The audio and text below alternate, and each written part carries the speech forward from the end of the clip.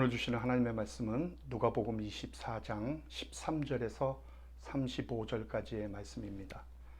제가 봉독해 드리도록 하겠습니다. 그날에 그들 중 둘이 예루살렘에서 20올이 되는 엠마오라 하는 마을로 가면서 이 모든 된 일을 서로 이야기하더라.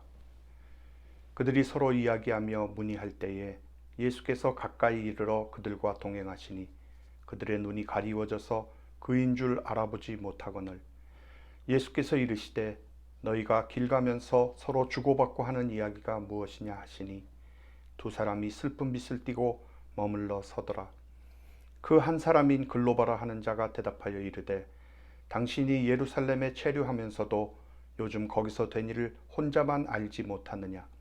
이르시되 무슨 일이냐. 이르되 나사렛 예수의 일이니 그는 하나님과 모든 백성 앞에서 말과 일에 능하신 선지자이거늘 우리 대제사장들과 관리들이 사형 판결에 넘겨주어 십자가에 못 박았느니라. 우리는 이 사람이 이스라엘을 속량할 자라고 바라노라. 이뿐 아니라 이 일이 일어난 지가 사흘째요. 또한 우리 중에 어떤 여자들이 우리로 놀라게 하였으니 이는 그들이 새벽에 무덤에 갔다가 그의 시체는 보지 못하고 와서 그가 살아나셨다 하는 천사들의 나타남을 보았다 함이라. 또 우리와 함께 한 자 중에 두어 사람이 무덤에 가 과연 여자들이 말한 바와 같음을 보았으나 예수는 보지 못하였느니라 하거늘 이르시되 미련하고 선지자들이 말한 모든 것을 마음에 더디 믿는 자들이여 그리스도가 이런 고난을 받고 자기의 영광에 들어가야 할 것이 아니냐 하시고 이에 모세와 모든 선지자의 글로 시작하여 모든 성경에 쓴 바 자기에 관한 것을 자세히 설명하시느니라. 그들이 가는 마을에 가까이 가매 예수는 더 가려 하는 것 같이 하시니 그들이 강건하여 이르되 우리와 함께 유하사이다. 때가 저물어가고 날이 이미 기울었나이다 하니 이에 그들과 함께 유하러 들어가시니라. 그들과 함께 음식 잡수실 때에 떡을 가지사 축사하시고 떼어 그들에게 주시니 그들의 눈이 밝아져 그인 줄 알아보더니 예수는 그들에게 보이지 아니하시는지라.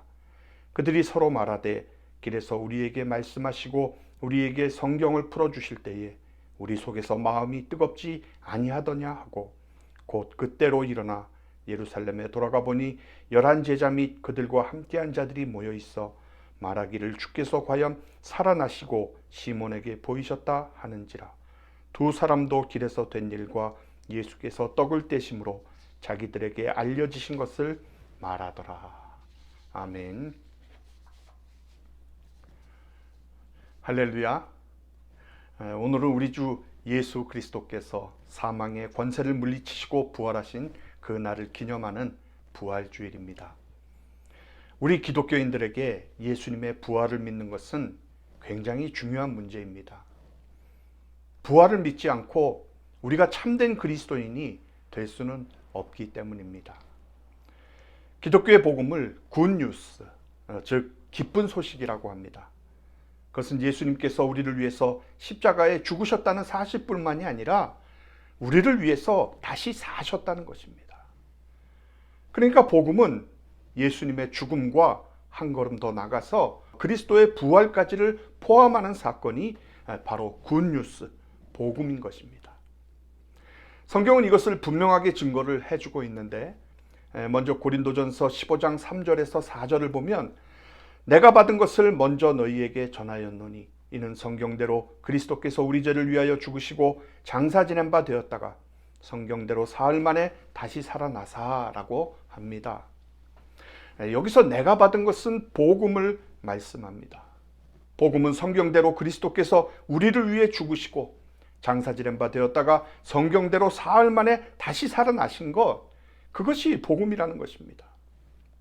그리고 이제 우리가 자주 인용하는 로마서 10장 9절의 말씀을 보면 네가 만일 네 입으로 예수를 주로 시인하며 또 하나님께서 그를 죽은 자 가운데서 살리신 것을 네 마음에 믿으면 구원을 받으리라. 무슨 말씀입니까?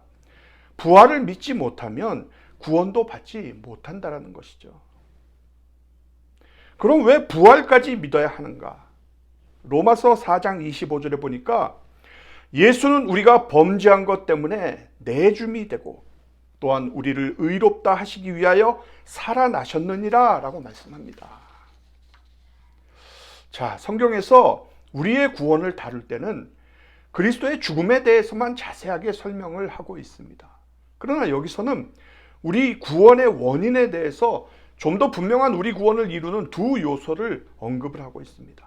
첫째는 우리의 죄가 그리스도의 죽음으로 말미암아 속함을 얻었다는 것이고, 둘째는 우리의 의가 그분의 부활로 말미암아 얻어졌다는 것입니다. 즉, 그분의 죽음과 부활을 이렇게 구분한 것은 우리의 구원이 우리의 죄를 속해준 그분의 희생으로 말미암아 시작되었고, 결국 그분의 부활로 완성되었음을 우리들에게 가르쳐 준 것입니다. 다시 말해서 의의 시작은 우리가 하나님과 화목하게 된 것이고, 의의 완성은 사망이 멸망을 당함으로써 생명이 지배하게 된 것이다. 그러므로 사망을 이긴 칭의의 능력은 그분의 부활 덕분이다. 이것은 우리를 하나님과 화목하게 하는 그 십자가의 희생이 우리의 칭의에 아무런 도움이 되지 않았기 때문이 아니라 이 은혜의 온전함이 그분의 부활 생명을 통해서 더 분명하게 드러나기 때문이다 라는 것이죠. 이것이 바로 복음입니다. 이것이 바로 복음이에요. 여러분, 오늘 본문의 말씀은 예수님의 십자가의 죽음에 낙심을 해서 고향으로 돌아가던 두 제자가 부활하신 예수님을 만난 이야기입니다. 우리는 이 이야기에서 예수님의 부활을 믿는 부활신앙은 십자가의 대속신앙과 더불어 우리 믿음의 핵심이라는 것을 잘 나타내주고 있는 것을 볼 수가 있습니다. 오늘 본문을 시작하는 13절에서 14절을 보면, 그날에 그들 중 둘이 예루살렘에서 20올이 되는 엠마오라 하는 마을로 가면서 이 모든 된 일을 서로 이야기하더라 라고 말씀합니다. 여기에서 그날은 24장 1절에 나오는 안식 후 새벽 첫날, 즉 예수 그리스도께서 부활하신 날을 말합니다. 그날에 이들이 아마도 그들의 고향인 엠마오로 내려가면서 그들은 예루살렘에서 일어난 사건에 대해서 이야기를 나누면서 가고 있었다는 거죠. 여러분, 예루살렘에서 일어난 사건이 무엇입니까? 죄 없는 한 청년이 십자가에서 비참하게 죽음을 당한 일을 말합니다. 가시면류관을 쓰고 채찍에 맞고 조롱을 당하고 창에 찔린 그 죄 없는 한 청년을 생각하면 누구든지 양심의 가책을 받고 영혼이 요동을 칩니다. 그래서 십자가 사건은 항상 왜? 라는 말을 생각이 나게 합니다. 왜 그가 죽었을까? 왜 잘못 없는 그분이 그토록 고통을 당하며 죽어야 했을까? 왜 그는 변명하지 않고 침묵했을까? 왜 그 얼굴에는 고통 중인데도 영광의 광채가 있었을까? 십자가는 풀리지 않는 미스테리인 것입니다. 근데 엠마오로 내려가던 주 제자는 예수가 다시 살아나셨다는 소식을 듣고도 엠마오로 내려가고 있었습니다. 그럼 이런 질문이 생기죠. 왜 이들은 예수님의 부활을 믿지 않았느냐는 거예요.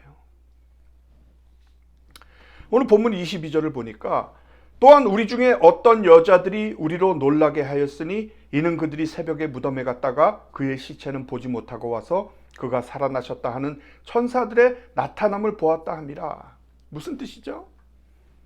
이 두 제자는 분명히 예수님의 부활에 대한 정보를 들었다는 거예요.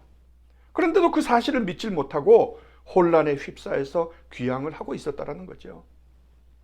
또 예수님의 제자들 역시 예수님이 부활하셨다는 여자들의 말을 믿지 않았다고 앞에 11절에 보면 사도들은 그들의 말이 허탄한 듯이 들려 믿지 아니하나 라고 이렇게 기록을 하고 있습니다. 그러면 왜 제자들도 예수님의 부활에 대해서 그렇게 믿을 수가 없었던 것일까요? 예수님이 죽으시기 전에 여러 번 사흘 뒤에 있을 부활을 말씀하셨잖아요.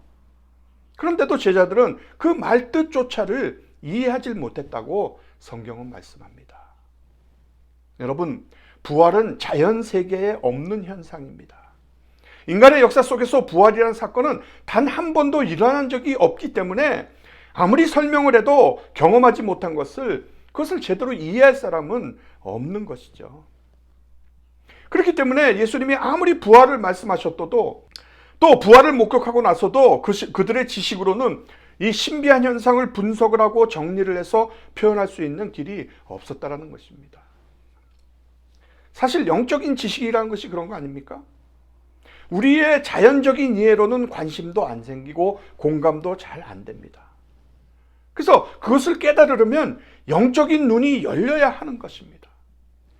그리고 그 사실이 지금처럼 믿어지는 단계에 와도 우리의 이성과 지식으로 완전하게 해석되고 깨달아지지는 않는 것이에요.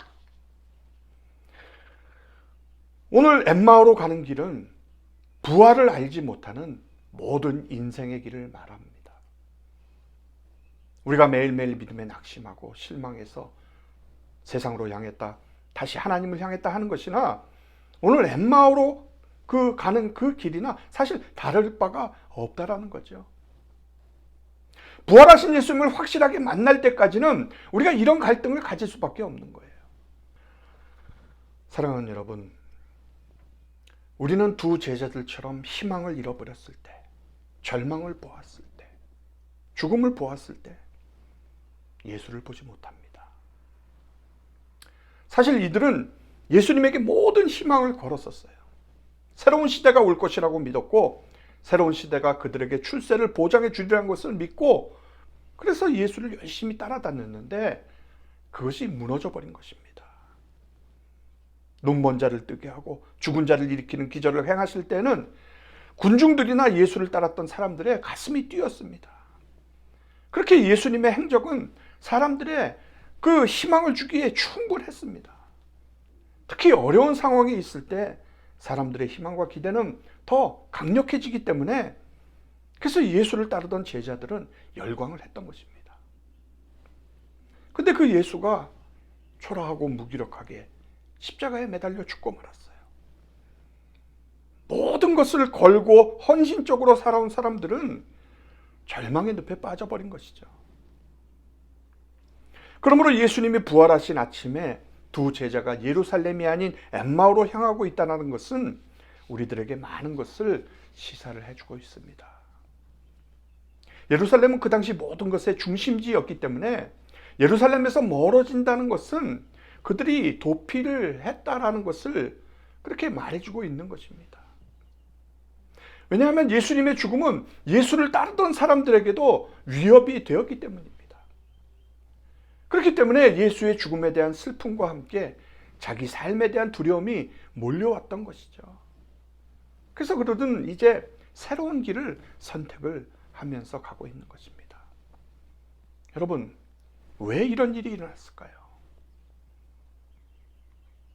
왜 예수 그리스도께서 부활하셨음에도 불구하고 시리에 빠져서 엠마오로 걸어가는 이들의 슬픈 모습에서 우리는 이들이 예수님에 대해서 오해를 하고 있었음을 알 수가 있습니다. 그러니까 이들은 예수님을 정치적인 메시아로 기대를 걸었던 것입니다. 여러분, 사람들이 현실이 어려우면 희망이라는 마법을 걸게 됩니다. 갈망이 너무 강하다 보면 환상과 착각에 빠져서 거짓된 희망에 사로잡히게 되는 거예요. 그러므로 예수님의 제자들은 믿기는 했지만은 잘못 믿었던 거죠. 그들의 절망과 슬픔이 눈을 가렸고 그들의 잘못된 메시아관이 예수님을 몰라보게 한 것입니다. 그러므로 십자가에 관심이었던 사람이 부활에 관심을 가질 리가 없다라는 거죠. 예수님의 죽음에 대해서 귀를 기울이지 않았던 이들에게 예수님의 부활은 전혀 의미가 없는 거예요.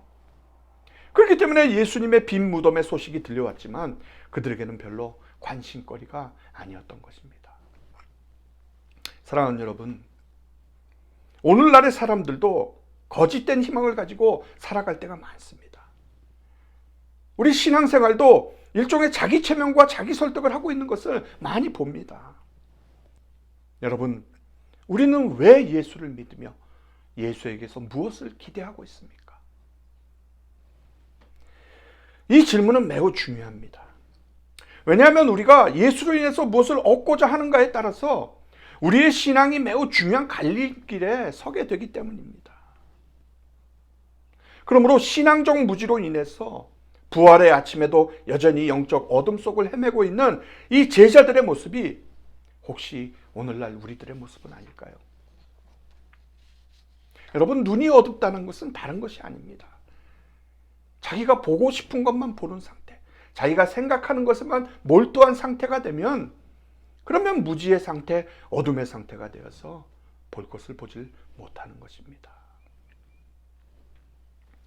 자, 그런데 왜 주님은 부활하신 모습을 제자들에게 빨리 보여주질 않으시고 그 먼 길을 그들과 함께 계속해서 걸어가고 있으셨을까요? 27절에 보니까 예수님께서 모세와 모든 선지자의 글로 시작하여 모든 성경에 쓴 바 자기에 관한 것을 자세히 설명하셨다고 합니다. 그래서 우리가 부활하신 예수님을 만난 사람들의 경우를 자세히 살펴보면 처음부터 주님이 모습을 보여주시지 않았다는 것을 알 수가 있습니다. 마리아는 천사에게 주님의 부활을 전해 들었고 제자들은 마리아에게 전해 듣습니다. 우리들도 제자들의 기록을 통해서 이렇게 전해 듣는 것이 아닙니까? 오늘도 예수님은 길손으로 자신을 가리시고 구약 성경에서 자신에 대한 말씀을 먼저 풀어서 가르쳐 주십니다. 그때 이들의 마음이 뜨거웠다고 성경은 말씀합니다. 여러분, 뜨거워졌다는 말의 원어적인 의미는 불이 활활 타올랐다는 거예요. 그러므로 예수님의 부활은 성경과 성령의 역사로만이 알아지는 것입니다. 믿으십니까? 이들은 증거에 대한 이야기도 들었고 현장도 직접 봤던 무리들 속에 있었던 사람들입니다. 근데 그것으로 부활의 주님을 이해하지를 못했습니다. 오늘도 우리가 이렇게 자꾸 이들과 같이 기적과 표적과 역사를 보여달라고 하는 것이에요. 여러분, 그런데 그런 기적과 이적보다 더 확실한 것이 완성된 하나님의 말씀입니다. 이 말씀은 완전하고 충분하기 때문에 다른 계시는 있을 수가 없는 거예요. 그럼 이 계시를 여러분은 열어주시는 분이 누구입니까? 바로 성령님인 것입니다. 성령께서 우리로 하여금 예수가 부활하심을 깨닫게 만들어주는 것이에요. 그래서 마침내 그들의 마음에 동요가 일어나기 시작했고 아직도 예수 그리스도가 누군지를 알아보고 있지는 못하지만 그들의 마음이 서서히 열리면서 예수님께 함께 있기를 강권합니다. 그래서 예수님은 그들과 함께 식탁에 앉으십니다. 오늘 본문 30절에서 31절에 보면 그들과 함께 음식 잡수실 때에 떡을 가지사 축사하시고 떼어 그들에게 주시니 그들의 눈이 밝아져 그인 줄 알아보더니 예수는 그들에게 보이지 아니하시는지라 라고 말씀합니다. 자, 그들은 예수님께서 축사하신 떡을 먹으면서 눈이 떠졌습니다. 저는 이런 축복이 여러분들에게 있기를 바랍니다. 이것이 바로 성찬의 축복입니다. 우리는 왜 성찬 때 이런 일이 일어나질 않을까요? 가짜이기 때문에. 그죠? 형식적으로 하기 때문에. 그래서 아무런 일이 일어나질 않는 거예요. 여러분, 진짜 성찬은 눈을 뜨게 합니다. 믿으십니까? 저는 이번 성찬식에 이런 일이 일어나기를 주님의 이름으로 축원합니다. 떡을 먹고 잔을 마신다는 것은 예수님의 찢기신 살과 흘리신 피가 내 안으로 들어오는 것을 의미합니다. 예수님이 나의 인격 속에, 나의 삶 속에 그 축사하신 떡과 잔을 통해서 들어오시는 거예요. 우리가 교회 다니고 예수를 믿으면서도 능력이 없는 것은 여러분, 주님이 내 안에 없기 때문에 그렇습니다. 그저 지적으로만 이해하기 때문에, 그저 하나의 문화로만 이해를 하기 때문에 능력이 되질 않는 거예요. 그러나 예수님의 살과 피가 내 안으로 들어와서 그분과 내가 하나가 될 때 그때 능력이 나타나기 시작하는 거예요. 눈이 떠지는 겁니다. 여기서부터 진짜 그리스도인의 삶이 시작이 되는 것입니다. 여러분, 그래서 성찬은 한마디로 말하면 그리스도의 죽으심입니다. 이건 무엇을 말하느냐 하면 아버지께서 맡기신 사역과 임무를 완성하셨다라는 것을 의미하는 거예요. 십자가에서 죽으심으로. 그러니까 예수 그리스도의 죽으심이 바로 예수님의 영광인 것입니다. 그리고 그것은 곧 하나님 아버지께 영광이 되는 것입니다. 오늘 우리가 그 영광을 위해서 이렇게 걸어가고 있는 거 아닙니까? 사랑하는 여러분, 그러므로 세월을 낭비하지 마십시오. 오랫동안 교회 다닌다고 구원받는 거 아닙니다. 예수를 만나야죠. 주님의 살과 피가 내 삶 속에 들어올 때 그때 능력의 삶, 부활의 삶을 살 수가 있는 것입니다. 이성을 넘어서 하나님의 말씀 안에 거하는 능력이 생기기를 시작하는 거예요. 그러므로 오늘 이 아침에 여러분이 해야 할 일은 뭔가 하면 부활하신 예수님을 경험하는 것입니다. 부활절 의식을 갖는 것이 아니라 예수님이 축사하신 떡을 먹고 잔을 마시고 부활하신 예수님을 만나는 축복이 오늘 우리들에게 있기를 바랍니다. 주님은 오늘도 우리에게 찾아오셔서 그 부활의 주님 보이시기를 원하세요. 문제는 우리가 영적으로 무지하고 눈이 닫힌 것입니다. 주여, 우리의 눈을 여사 영적 무지에서 깨어나 날마다 나와 동행하시는 부활의 주님을 보기를 원합니다. 이것이 우리의 기도가 되어야 할 줄로 믿습니다. 여러분, 증인은 아무나 되는 것 아닙니다. 보았다고 증인이 되는 거 아니에요. 25리, 즉 10km의 그 긴 길을 가면서도 부활하신 예수님을 보지 못한 것처럼 우리의 눈이 떠져야 합니다. 열려야 합니다. 그것은 성령께서 임해야만 되는 것이죠. 여러분, 예수님의 최측근이고 정말 수제자라고 했던 베드로도 부활하신 주님을 보았으면서도 다시 고기를 잡으러 떠났습니다. 직접 예수님의 부활을 보고도 그들은 절망해서 일어날 수가 없었습니다. 오늘도 마찬가지죠. 사람들은 부활의 사실성에 시비를 걸지만 그러나 부활의 사실을 입증한다고 해도 예수님을 믿지를 않습니다. 예수 그리스도의 부활은 성경 안에서 그리고 수많은 물증이 있음에도 불구하고 안 믿기로 작정한 사람에게는 아무 의미가 없는 것입니다.